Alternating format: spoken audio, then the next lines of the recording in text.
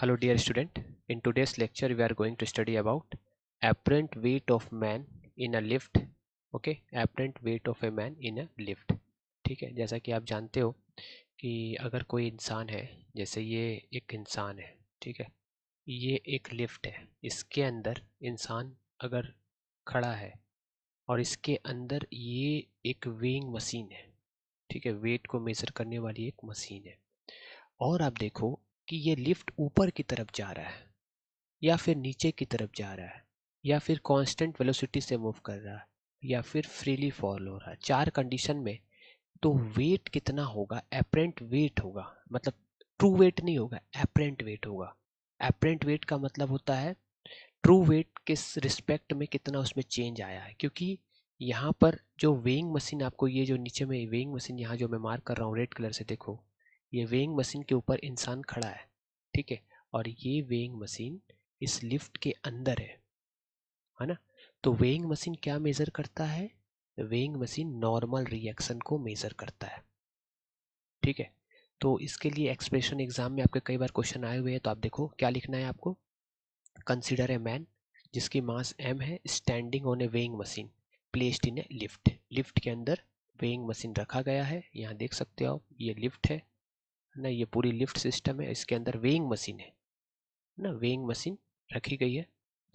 और स्टैंडिंग मतलब उस वो इंसान उस वेइंग मशीन के अंदर स्टैंड किया हुआ है और लिफ्ट के अंदर वेइंग मशीन रखी हुई है।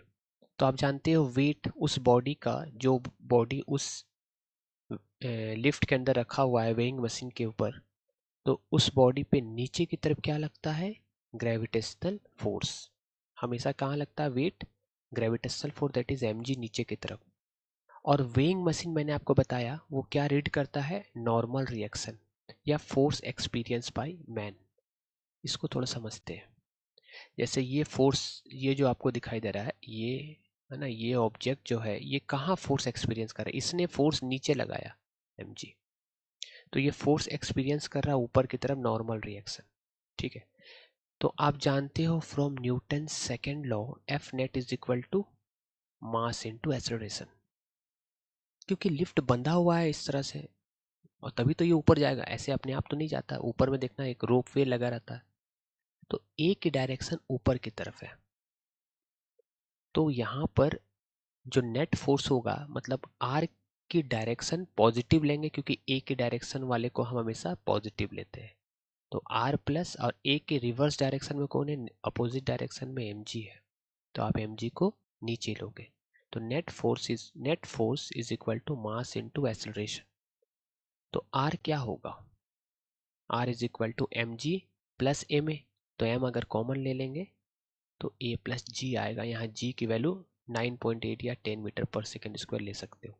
तो कहने का मतलब क्या है कि अगर आप लिफ्ट के अंदर बैठे हो और लिफ्ट ऊपर की तरफ मूव कर रहा है, तो आपकी जो वेट है ना, जो वेट आपकी मेजरमेंट होगी वो ट्रू वेट नहीं होगी, वो एपरेंट वेट होगी। यानी आपकी वेट बढ़ जाएगी। कितनी वेट बढ़ जाएगी? कि कितनी एक्सेलरेशन से ये लिफ्ट ऊपर की तरफ जा रहा है। समझ गए? आपकी जो वेइंग मशीन जो आपकी रीडिंग देगा ना, वो आर की वैल्यू देगा। अभी बताए थे कि वेइंग मशीन आर की वैल्यू देता है, ठीक है। तो आपकी वेट जो होगी ट्रू वेट से ज़्यादा हो जाएगी। कितनी ज़्यादा हो जाएगी? ma टाइम ज़्यादा हो जाएगी। वेट तो mg होता है अगर ये रेस्ट में रहता तो, लेकिन यहाँ पर तो ये रेस्ट में नहीं है, मूव कर रहा है लिफ्ट ऊपर की तरफ। तो आप क्या लिखोगे? r is equal to M a plus g. मतलब जो नॉर्मल रिएक्शन जो मिल रहा है, मतलब जो वेट है बॉडी का वेइंग मशीन के द्वारा जो मेजर हो रहा है, वो क्या होगा? एम ए प्लस जी। यहाँ पर आर क्या है? Apparent wait, that is measured by what? किसके द्वारा मेजर हो रहा है? ये मेजर हो रहा है वेइंग मशीन के द्वारा, वेइंग मशीन के द्वारा।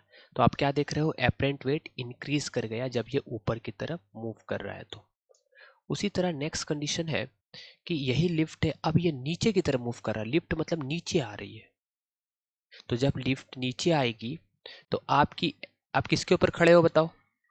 है ना, आप किसके ऊपर खड़े हो? आप खड़े हो यहाँ पर लिफ्ट के अंदर खड़े हो, और लिफ्ट के ऊपर वेइंग मशीन रखा गया, ठीक है। तो इस केस में आपका एपरेंट वेट क्या हो जाएगा, डिक्रीज कर जाएगा। एपरेंट वेट क्या हो जाएगा, डिक्रीज कर जाएगा। क्यों? क्योंकि मैंने आपको बताया ए के डायरेक्शन है पॉजिटिव लेना है, यानी ये पॉजिटिव है तो mg को प्लस लेना है।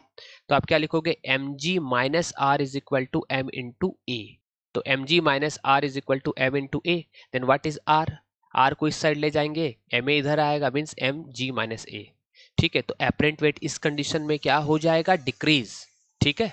नेक्स्ट कंडीशन है कि लिफ्ट जो है वो lift in is in the condition of rest और मूविंग विथ कांस्टेंट स्पीड और यूनिफॉर्म मोशन। मतलब ये या तो रेस्ट में होगा, लेफ्ट मतलब रुका हुआ है लिफ्ट और उसके अंदर वेइंग मशीन है और उसके ऊपर ये इंसान है, ठीक है। या तो ये कांस्टेंट स्पीड से, मान लो 10 मीटर पर सेकेंड स्पीड से नीचे या ऊपर की तरफ मूव कर रहा है कांस्टेंट स्पीड से, और इसी को अपन क्या बोलते हैं, कांस्टेंट स्पीड को ही क्या बोलते हैं, यूनिफॉर्म मोशन। मतलब लिफ्ट कांस्टेंट स्पीड से मूव कर रहा है, ठीक है, कांस्टेंट स्पीड से यानी 10 की स्पीड से मूव कर रहा है, या नॉन या मूविंग यूनिफॉर्मली, उसको ही अपन यूनिफॉर्म मोशन कहते हैं जब स्पीड कांस्टेंट रहती है तो, या तो रेस्ट में। तीनों कंडीशन में ए क्या होगा, रेस्ट, ए होगा जीरो। क्यों होगा ए जीरो, क्योंकि ए का फॉर्मूला क्या जानते हो, v minus you upon T, यही जानते हो आप। स्पीड चेंज नहीं कर रहा, v और u सेम है, तो माइनस करेंगे तो जीरो आएगा। तो आप क्या जानते थे, net force is equal to mass into acceleration. Since a ही जीरो आ गया है तो r क्या हो जाएगा, r is equal to M g हो जाएगा। यानी इस केस में apparent weight is equal to actual weight. समझ गए क्या बोलना चाह रहा हूं मैं, कि अगर लिफ्ट रेस्ट में है, अगर लिफ्ट रेस्ट में है, उसके अंदर एक वेइंग मशीन रखा गया है, उसके ऊपर तुम बैठे हो चाहे खड़े हो, कुछ भी हो, ठीक है। तो तुम्हारी जो वेट मेजरमेंट करेगा वो कौन मेजर कर रहा है, वेइंग मशीन, ठीक है। जो तुम्हारी वेट को मेजर कर रहा है वेइंग मशीन, वो एक्चुअल वेट तुम्हारी मेजर करेगा। लेकिन ऊपर की तरफ मूव करेगा तो बढ़ जाएगा, अभी बताया आपको, और नीचे की तरफ भी मूव करेगा तो एपरेंट वेट घट जाएगा, ठीक है। ये तीन कंडीशन हो गया। तो इस केस में क्या है, जो आपका एक्चुअल वेट है वही, दैट इज mg मेजर करेगा, r is equal to mg is the actual weight. इससे पहले वाले कंडीशन में देखो नीचे जा रहा था तो डिक्रीज कर रहा था, इससे पहले वाले में ऊपर जा रहा था तो इंक्रीज कर रहा था एपरेंट वेट। मतलब अगर आप 10 न्यूटन की आपकी एपरेंट वेट है तो वहाँ थोड़ी सी बढ़ जाएगी, 12-13 न्यूटन हो जाएगी ऊपर जाने के समय लिफ्ट। और लिफ्ट से जब आप नीचे आ रहे हो और वेइंग मशीन लिफ्ट के अंदर रखा हुआ है ना, वेइंग मशीन, आप लिफ्ट के अंदर बैठे हो और वेइंग मशीन उस पर रखा गया है और उसके ऊपर आप खड़े हो, तो उस समय आपकी वेट जो होगी है 10 न्यूटन आपकी, लेकिन वो दिखाएगी 9 न्यूटन या 8 न्यूटन। जब वो नीचे की तरफ मूव करेगा, जितनी एक्सेलरेशन से मूव करेगा उतनी टाइम्स वो कम हो जाएगी, ठीक है। फॉर्मूला तो आप देख ही लिए यहाँ पर, ठीक है ना, यहाँ पर ए की वैल्यू पुट कर देंगे। नेक्स्ट है कि अगर लिफ्ट फ्रीली फॉल कर रहा है, मतलब लिफ्ट अचानक से कट गया यहाँ से, मतलब ये रोप जो है ये टूट गया, तो इस समय जो फ्रीली फॉल होगा यानी it is due to gravity only, है ना। मतलब आप वेइंग मशीन के अंदर खड़े हो और वो वेइंग मशीन लिफ्ट के अंदर रखा गया है, और जो रोप वे रहता है जिससे वो लिफ्ट बंधा हुआ होता है, अगर वो कट जाए, ठीक है, वो अगर कट जाएगा तो डायरेक्टली आप ग्रेविटी के इफेक्ट से एक्सेलरेशन होगा, means F net is equal to M A. तो ए की जगह में क्या लिखोगे, एक्सेलरेशन ड्यू टू ग्रेविटी, तो ए की जगह में आपने जी की वैल्यू लिख दी। आप देखो इस बॉडी पे फोर्स कितना लग रहा है, सिंस नीचे गिर रहा है तो अपन क्या लिख सकते हैं, M G minus R. Net force क्या होगा, एम जी माइनस आर, क्योंकि ए की डायरेक्शन नीचे की तरफ है इसलिए इसको प्लस लेंगे और इसको माइनस लेंगे। तो देखो plus M G minus R is equal to M G, ठीक है। तो आप देखो यहाँ पर r क्या निकला, M G minus M G, that is zero. इसका मतलब आपकी जो वेइंग मशीन रहेगी वो आपकी वेट ही नहीं दिखाएगी, यानी ये, क्योंकि नो एक्शन नो रिएक्शन का कंडीशन आ जाएगा। क्योंकि जब रुकी हुई थी तो यहाँ से आपने एक्शन दे रहा था तो आपको रिएक्शन मिल रहा था, आप खड़े थे तो एक्शन दे रहे थे और आपको रिएक्शन मिल रहा था। लेकिन क्योंकि ये गिर रहा है तो ये जिसके ऊपर खड़े हो तो आप, वो भी तो नीचे ही जा रहा है, मतलब देखा जाए तो ये कंडीशन किसका हो गया, वेटलेसनेस का, ठीक है। यानी वेटलेस जो वेइंग मशीन है, आपकी वेट रहते हुए भी वेट मेजरमेंट नहीं हो रही है, उसको ही क्या बोलते हैं, वेटलेसनेस का कंडीशन, ठीक है। वेट आपकी है mg, लेकिन क्योंकि फ्रीली फॉल हो रही है, जैसे कोई भी चीज अगर फ्रीली फॉल होती है, इसको ऐसे गिरा देंगे रास्ते में, अगर मैं ऐसे गिरा रहा हूँ तो इस बीच में रास्ते में, क्योंकि इसको कुछ नॉर्मल रिएक्शन नहीं मिल रहा, अगर ये ऐसे करके सरफेस पे रखा गया है तो इस ऑब्जेक्ट पे एक नॉर्मल रिएक्शन ऊपर की तरफ मिल रहा है। लेकिन अगर ये नीचे की तरफ हवा में ही है तो इसको हवा से थोड़ी नॉर्मल रिएक्शन मिलेगा, नहीं मिलेगा ना, क्योंकि कंटिन्यूसली गिर ही रहा है, इसको नॉर्मल रिएक्शन नहीं मिलेगा। इसलिए आप ये चीज याद रखना, कि इस ऑब्जेक्ट पे नॉर्मल रिएक्शन फ्रीली फॉलिंग के कंडीशन में नहीं मिल रहा है। So this is the condition of weightlessness. तो 4 कंडीशन हमने आपको बता दिया। उम्मीद करता हूँ आप ये सारे नोट्स आपको, है ना, ये सारे नोट्स आपको वीडियो के डिस्क्रिप्शन में मिल जाएंगे, या टेलीग्राम चैनल का जो लिंक दिया गया है उसको आप ज्वाइन कर लेना डिस्क्रिप्शन में। ऐसे सारे टॉपिक के नोट्स आपको मिल जाएंगे। ठीक है स्टूडेंट, या तो आप नोट कर लो तो ज़्यादा अच्छा रहेगा, है ना।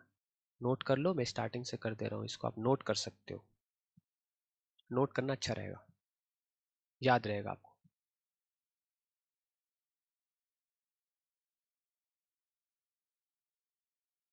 ठीक है स्टूडेंट, ये थर्ड कंडीशन था, यूनिफॉर्म मतलब कांस्टेंट स्पीड, और ये फोर्थ कंडीशन है। ठीक है, थैंक यू स्टूडेंट।